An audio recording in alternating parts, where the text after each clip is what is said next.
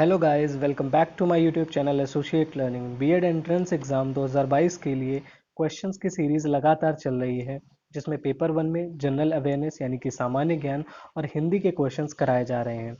अभी तक अगर आपने नहीं देखे हैं तो हमारे चैनल पर आपको पूरी प्लेलिस्ट मिल जाएगी, आप चैनल पर विजिट कर सकते हैं। उसी सीरीज को हम कंटिन्यू करते हैं, तो चलिए शुरू करते हैं। क्वेश्चन है पहला, निम्नलिखित में से कौन हाथ का पर्यायवाची है?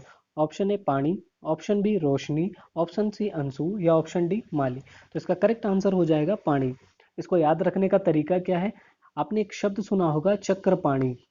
चक्रपाणी का अर्थ होता है चक्र को हाथों में धारण करने वाला, अर्थात अर्थात विष्णु। तो विष्णु अपने हाथों में चक्र को धारण करते हैं, इसलिए उन्हें चक्रपाणी कहा जाता है। हाथ के दो पर्यायवाची हमने देखे, हाथ के दो पर्यायवाची होते हैं, एक कर और एक होता है पानी। तो ये दोनों किसके पर्यायवाची हैं? हाथ के पर्यायवाची हैं। अगला क्वेश्चन है, कौन सूर्य का पर्यायवाची नहीं है? ऑप्शन ए दिन, option B Ravi, option C Bhaskar या ऑप्शन डी दिवाकर। तो इसका करेक्ट आंसर हो जाएगा ए। दिन जो है वो सूर्य का पर्यायवाची नहीं है। सूर्य के तीन पर्यायवाची दिए हुए हैं, रवि, भास्कर और दिनकर। ये तीनों किसके हैं? सूर्य के पर्यायवाची हैं। अगर हम बात करें दिन के पर्यायवाची की, तो दिन का एक पर्यायवाची होता है दिवस, दिवा या वासर। ये तीनों किसके पर्यायवाची होते हैं? दिन के पर्यायवाची होते हैं, और ये भी तीनों इंपॉर्टेंट हैं।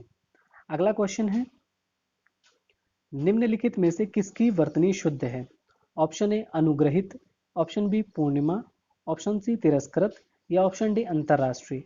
तो इसमें से जो करेक्ट ऑप्शन है वो है अनुग्रहित। अनुग्रहित की जो वर्तनी है वो बिल्कुल शुद्ध है। अनुग्रहित को इस तरीके से लिखा जाता है, अनुग्रहित। और ये जो नीचे मात्रा लगी हुई है, ये री की मात्रा है। ठीक है। अगर हम बाकियों को भी करेक्ट तरीके से लिख के देखें, तो पूर्णिमा को इस तरीके से लिखा जाता है, तिरस्कृत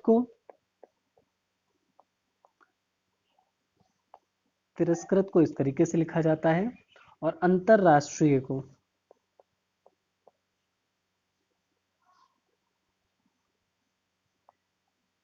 इस तरीके से लिखा जाता है। तो ये हो गया चारों करेक्ट तरीके लिखने के। तो इसका सही आंसर क्या हो जाएगा?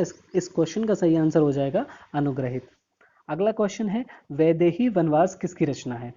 Option A Ayodhya Singh Upadhyay, option B Maithili Sharan Gupt, option C Ramdhari Singh Dinkar या ऑप्शन डी वृंदावन लाल वर्मा। तो इसका करेक्ट आंसर हो जाएगा अयोध्या सिंह उपाध्याय। अयोध्या सिंह उपाध्याय की ही रचना है वैदेही वनवास। अगला क्वेश्चन है, निम्नलिखित में से किसका उच्चारण दंत से नहीं होता है? तो हमें सबसे पहले यह पता होना चाहिए कि पूरी वर्णमाला को उच्चारण के आधार पर बांटा भी जाता है। जब उच्चारण के आधार पर बांटा जाता है तो किस तरीके से बांटा जाता है, पहले वो देख लेते हैं। एक वर्ग होता है का वर्ग, एक वर्ग होता है ता वर्ग, एक वर्ग होता है टा वर्ग, और एक होता है ता वर्ग, और एक होता है पा वर्ग। का वर्ग, चा वर्ग, टा वर्ग, ता वर्ग और पा वर्ग, यानी कच्चट। तब से आप इसको याद रखेंगे। जो का वर्ग होता है उसको कंठ से बोला जाता है, चा वर्ग जो होता है वो तालु से बोला जाता है, जो टा वर्ग होता है वो मूर्धा से बोला जाता है, जो ता वर्ग होता है ये दंत से बोला जाता है, और पा वर्ग जो होता है ये ओष्ठ से बोला जाता है। यानी जब का वर्ण, का खा गा का जब हम उच्चारण करते हैं तो ये वर्णों का उच्चारण कहाँ से होता है? हमारे गले से होता है, कंठ से होता है, इसीलिए कंठ वर्ग भी क्या कहा जाता है। जो चा वर्ग होता है उसका उच्चारण हमारे तालु के स्थान से, जहाँ पर हमारा तालु होता है वहां से इसको उच्चारित किया जाता है। चा, छा, जा, झा, इया, ये सारे वर्ग जो होते हैं, ये चारे पांचों वर्ण तालु के पास से उच्चारित किए जाते हैं, इसलिए चा वर्ग को तालु वर्ग कहा जाता है। टा, ठा, डा, ढा और अणा, ये जो चारों वर्ण हैं इनको मूर्धा के पास से उच्चारित किया जाता है, इसलिए टा को मूर्धा वर्ण भी कहा जाता है। ता वर्ग जो है, जब भी आप ता को बोलेंगे, ता, था, दा, इस पूरे वर्ड को या पूरे सीरीज को, इस पूरी क्रम को जब आप बोलते हैं तो दंत के पास से हमारी जीभ जो है दांतों को टच करती है, इसीलिए इसे ता वर्ग को दंत वर्ग भी कहा जाता है। पा, फा, बा, भा, मा, ये जो वर्ग हैं, इस वर्ग को ओष्ठ वर्ग कहा जाता है, क्योंकि इसको बोलते समय हमारे होंठ आपस में टकराते हैं, इसीलिए इसको पा वर्ग कहा जाता है। तो अब हम क्वेश्चन पर आते हैं। निम्नलिखित में से किसका उच्चारण दंत से नहीं होता है? तो दंत से किसका होता है? ता, था, दा, धा, ना। तो यानी टा का उच्चारण दंत से नहीं होता है। टा का उच्चारण कहाँ से होता है? टा का उच्चारण होता है मूर्धा से। बाकी ये तीनों कहाँ से उच्चारित होते हैं? दंत से। अगला क्वेश्चन है, आलस्य का विशेषण शब्द क्या होता है? जब भी विशेषण का कोई क्वेश्चन आए तो विशेषण में हमेशा हमें याद रखना है कि विशेषण विशेषता बताते हैं किसकी? संज्ञा या सर्वनाम की। संज्ञा या सर्वनाम की विशेषता बताते हैं। जब संज्ञा या सर्वनाम की विशेषता बताएगा तो उसके पहले लगेगा या उसके बाद में लगेगा।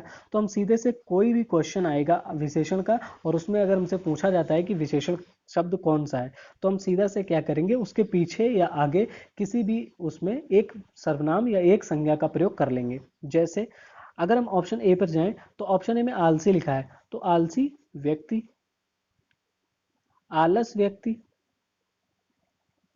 निरर्थक व्यक्ति या व्यर्थ व्यक्ति। जब हम तीनों को चारों को देखते हैं, एनालाइज करते हैं, तो हमें पता चलता है कि हमने बहुत सारे सेंटेंसेस में आलसी व्यक्ति पढ़ा है, ना तो आलस व्यक्ति पढ़ा है, ना तो निरर्थक व्यक्ति पढ़ा है, ना तो व्यर्थ व्यक्ति पढ़ा है। तो जो आपको उच्चारण की दृष्टि से सही लगे वही आंसर इसका करेक्ट हो जाता है। यानी आलस्य जो है, आलस्य का विशेषण क्या हो जाएगा? आलसी। तो हमेशा विशेषण के क्वेश्चन में हमें कोई भी शब्द दिया जाए उसके आगे हम क्या करेंगे? सर्वनाम को जोड़ लेंगे। सर्वनाम को जोड़ने के बाद हमें आसानी से पता चल जाएगा कि वह विशेषण शब्द कौन सा है। अगला क्वेश्चन है, निम्नलिखित में से कौन तत्सम शब्द है? तत्सम और तद्भव की बात हुई थी। तत्सम और तद्भव। तद्भव। तत्सम शब्द वो शब्द होते हैं जो संस्कृत से एज इट इज ले लिए गए हैं। तद्भव शब्द वो शब्द होते हैं जो संस्कृत से आए तो हैं लेकिन बदलाव के साथ उनको हिंदी ने अपनाया है। तो ऐसे कौन कौन से शब्द हो जाते हैं? ऑप्शन ए है आश्चर्य, ऑप्शन बी है हाथ, ऑप्शन सी है कंधा और ऑप्शन डी है आंसू। तो इसका करेक्ट आंसर हो जाएगा आश्चर्य। आश्चर्य जो है ये एक तत्सम शब्द है। इसका जो तद्भव होता है वो क्या होता है? अचरज। अचरज। इसका जो तद्भव होता है वो क्या होता है? अचरज। अगर हम बाकी के तीनों के देखें तो तीनों तद्भव रूप में लिखे हुए हैं। अगर इनके तत्सम निकालें तो हाथ का हस्ती हो जाता है, कंधा का स्कंद हो जाता है और आंसू का अश्रु हो जाता है। ठीक है।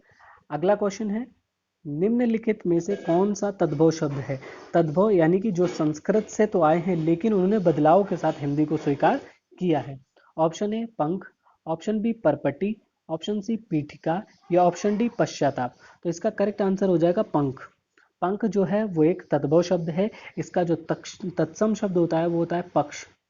पक्ष इसका तत्सम शब्द होता है। अगला क्वेश्चन है, पय। पय किसका पर्याय है? तो पय किसका पर्याय है? तो ऑप्शन इसका आंसर करेक्ट हो जाएगा दूध। पय किसका पर्याय है? दूध का पर्याय है कौन सा? पय। सुधा और अमीय की अगर बात करें तो ये किसके पर्याय हैं? अमृत के।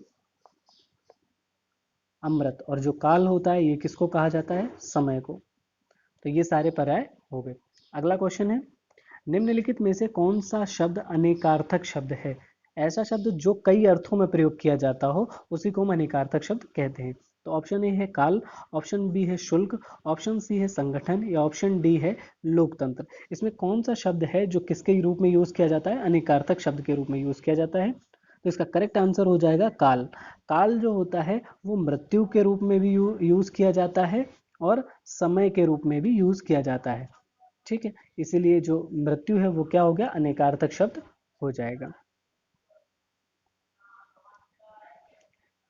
उम्मीद करता हूँ आपको ये वीडियो पसंद आई होगी, अच्छी लगी हो। तो वीडियो को लाइक करें, शेयर करें, कमेंट करें और हमारे चैनल को सब्सक्राइब करना ना भूलें। Thank you.